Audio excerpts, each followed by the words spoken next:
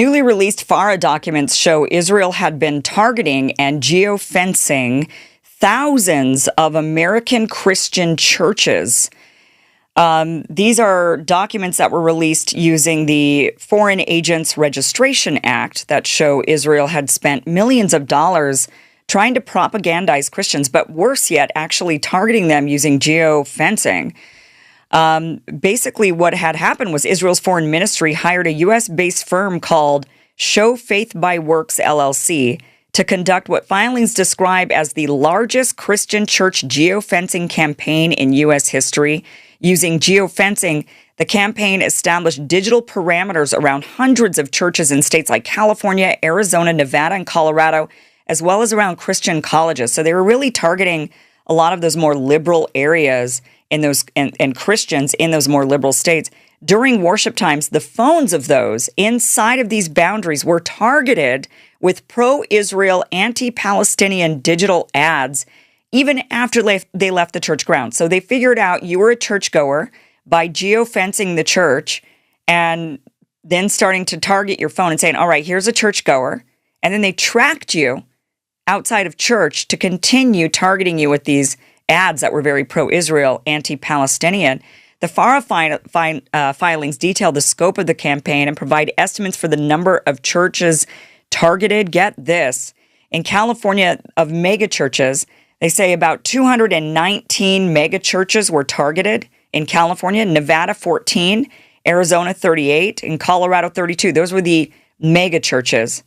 So they're thinking a total of 303 mega churches just in California, Nevada, Arizona, and Colorado. However, non-mega churches that were targeted, now this number is astonishing. In California, over 25,000 non-mega churches were targeted in the state of California alone. Nevada, 858, Arizona, 3,500, Colorado, 3,800.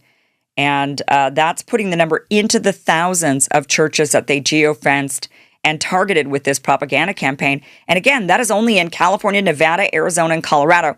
This estimate does not include the potential expansions that the documents talk about to Utah, Wyoming, Texas, going after those more conservative regions. The targeted population for the campaign was nearly 3.9 million churchgoers in those 4 original states. They're looking at expanding into these other states. The campaign continues to target, it's still going on, continues to target and track attendees' devices after they leave, supplementing ads with a virtual reality mobile October 7th experience trailer, live events, outreach to both churchgoers and pastors. And the explicit goals, according to FARA filings and the campaign materials, are to combat low American evangelical Christian approval of the nation of Israel. So they're upset that evangelicals are starting to change their minds. And they've decided as a foreign government, now imagine if we'd caught China doing this. Everybody be freaking out. China is targeting our Christians and sending this, pro-China content to the Christians, telling them how they'll be more Christian if they support China. It's the Christian thing to do. There would be a widespread investigation in Congress, but we're not getting any of that, even though Israel has admitted to doing this, that they're trying to shift the narrative. They're saying that they're trying to associate in the targeting, they are associating Palestinian population with extremism and preempting new pro-Palestinian messaging as the global narrative shifts. Messaging also includes anti-Palestinian talking points and leverages biblical arguments to increase Christian support for Israel. The documented budget for this operation is as high as $4.1 million, with initial tranches of several hundred thousands of dollars paid out before the firm's official FARA registration. The campaign's stated ambition is to reach up to those 3.8 churchgoers with millions of targeted impressions only in those 4 states. And I'm sure there's more to come if they haven't already started it. In addition, it wasn't just this geofencing and we're going to track your phone, find out that you're the Christian going to these churches and now we're tracking you, if that's not scary enough.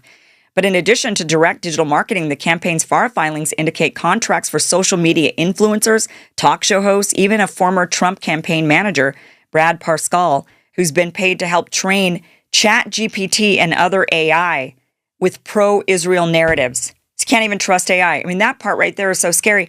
They're going to train ChatGPT. They know young people are using ChatGPT. And so they know that young people are the ones that are turning against Israel. So not only are they targeting the evangelicals because they really need that Christian evangelical support in the United States, because there's just not enough Jews here in the United States to support to the level that we've been giving Israel support. You need the evangelicals, but the evangelicals are shifting and they're saying, wait a minute, I don't know. Is this really Christian to, bomb babies and stuff? Would Jesus come back to earth and say, go ahead and wipe out those murderous, treacherous, terrorist children? Get that baby. It's 1 year old. Get that baby. I don't think Jesus would be doing that. And I think a lot of evangelicals are waking up to that, realizing that, that actually sounds absurd. So they're targeting the Christians because they need their support. It's existential for the United States to continue supporting them. And they're also going after the young people by going and training ChatGPT. Do you remember when Grok got a lobotomy? They tried giving Grok the lobotomy and saying to it, Israel's not committing genocide. So suddenly Grok came back out of its spell and it was like, okay, no, there's no genocide. And then 14 hours later, Grok was like, there's a genocide. Like you can't, AI will do its own thing. It's kind of the training of AI. So I'm curious how they plan to train AI like ChatGPT to not untrain itself when it's like, look, my job as AI is to just look at all the evidence. I'm seeing all the evidence. There's a genocide. It is what it is. Like, you can't really hide that. This is all very frightening. And this, once again, this just goes to show that a foreign country is being allowed to indoctrinate our population. A foreign country, and the reason for them to indoctrinate our foreign country, this isn't just, because we want people to know the truth. That's not why this is. This isn't just some feel-good campaign of, we just want Americans to be informed and educated and know the truth. No, they want our money. That's why they're doing this. They want our money. It comes down to money. It comes down to weapons. They're trying to steal U.S. tax dollars by brainwashing Americans into giving them the money. That's what this is. This isn't just a harmless brainwashing campaign. This is meant to take American tax dollars. And our government stands and allows this to happen. They have to file under FARA because it's the actual Israeli government. It's not AIPAC doing it. But AIPAC's also doing these types of things. You know that ADL is doing these types of things with all of their money, and they don't have to register under FARA. This is just the ones we can find out about because the government of Israel is paying for it. But when it's not the government of Israel and it's all of their multi-billion-dollar supporters, the Zionist supporters, we don't actually get to know about it.